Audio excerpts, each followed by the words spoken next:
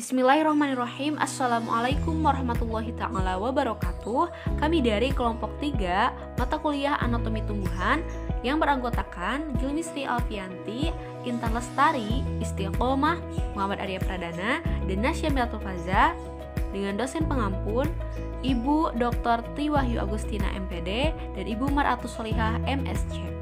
Di sini kami akan mempresentasikan jurnal yang berjudul Pengembangan Modul Jaringan Tumbuhan Berbasis Blended Learning sebagai bahan ajar SMA. Saya Gilmi Sri Alfianti, di sini akan menjelaskan mengenai latar belakang dari jurnal Pengembangan Modul Jaringan Tumbuhan Berbasis Blended Learning sebagai bahan ajar SMA, di mana di SMA 6 Kabupaten Jepara proses pembelajaran materi jaringan tumbuhan dilakukan dengan diskusi dan praktikum. Namun, banyak kendala dalam pelaksanaan praktikum ini. Hal ini disebabkan karena alat-alat laboratorium tidak terawat seperti mikroskop cahaya yang banyak mengalami kerusakan sehingga mengurangi kemampuan siswa untuk menganalisis keterikatan struktur dan fungsi jaringan. Hal ini berdampak pada nilai ujian praktikum siswa yang hasilnya kurang dari KKM. Salah satu upaya untuk membantu siswa memahami materi struktur jaringan ini yaitu dibuatkan bahan ajar berupa modul berbasis modul blended learning yang bisa digunakan secara online maupun offline. Nah, teman-teman, apa sih blended learning itu?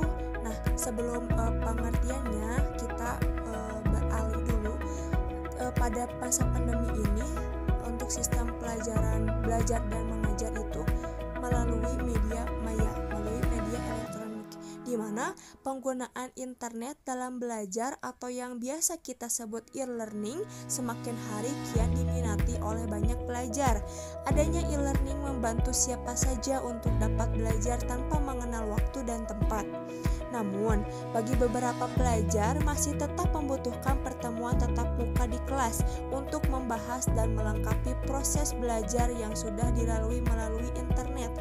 Hal tersebut yang disebut dengan blended learning, sehingga pengertian dari blended learning ini adalah metode belajar di mana proses pembelajaran tahap kelas berpadu dengan proses e-learning secara harmonis. Nah, teman-teman, perlu diketahui blended learning ini mempunyai kekurangan dan kelebihan, di mana keuntungannya ini dalam belajar yang pertama adalah fleksibel. Dengan menggunakan metode blended learning ini, pelajar tidak harus setiap hari datang ke kelas. Belajar bisa dilakukan melalui internet.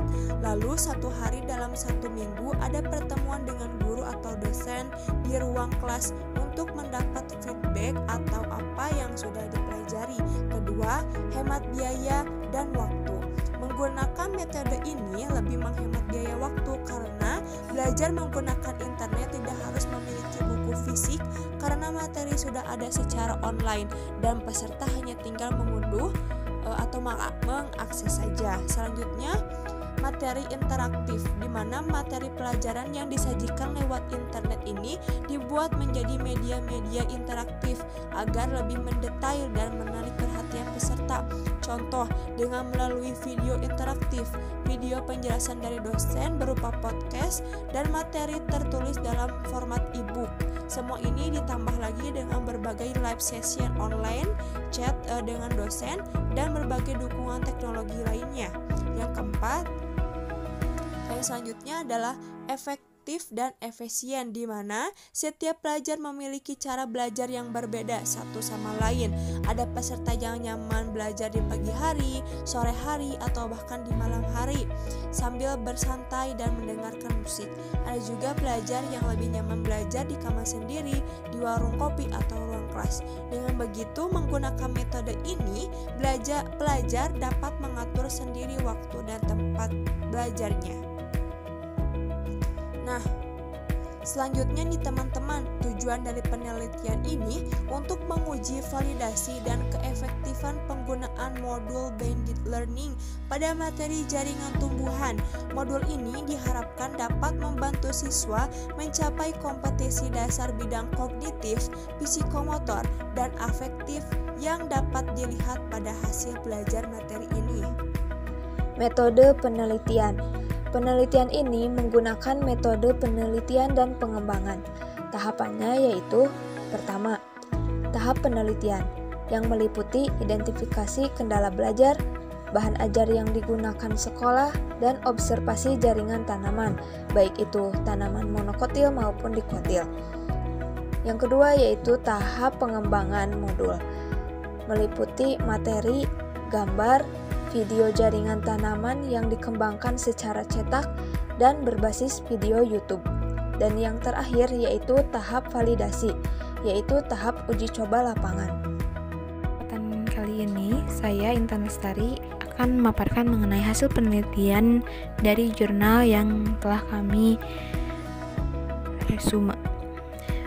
Dalam penelitian ini menyatakan bahwa modul blended learning disajikan dengan tambahan multimedia sehingga siswa dapat mengamati tumbuhan, mengamati jaringan dengan lebih teliti. Multimedia di sini membantu siswa untuk memahami konsep hubungan antara struktur dan fungsi jaringan tumbuhan.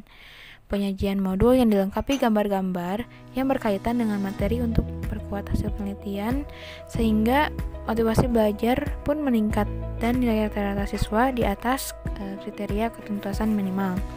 Siswa pun memanfaatkan modul ini saat mengatasi waktu praktikum yang terbatas. Dan modul blended ini juga membantu siswa untuk memiliki keterampilan yang baik dalam mengobservasi klasifikasi jaringan sehingga dapat meningkatkan hasil psikomotoriknya. Bismillahirrahmanirrahim. Saya Muhammad Arya Pradana ingin menyimpulkan jurnal yang telah kami resum.